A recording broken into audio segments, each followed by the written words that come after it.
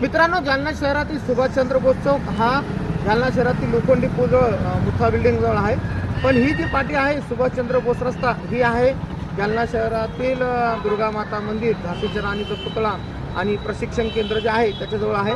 माझ्या उजव्या बाजूला आहे जालना शहरातील RPTS म्हणजे पोलीस प्रशिक्षण केंद्र, झाशीची राणी यांचा पुतळा आणि डाव्या हाताचा हा रोड जो जातो राम मंदिर आणि बसस्टँडकडे मामा चौकाकडे जाणारा रस्ता आहे. आपण जर म्हणता की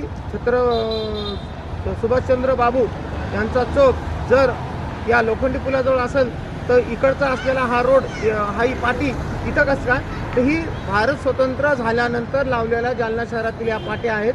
ही भारत स्वतंत्र झाल्यानंतर जेव्हा नवीन शहराची निर्मिती आणि आखणी झाली त्यावेळेस लावलेल्या पाट्या आहेत. तर अशाच पाट्या सरदार वल्लभभाई पटेल असो, सुभाषचंद्र बाबू चौक असो किंवा पंडित नेहरू रस्ता असो किंवा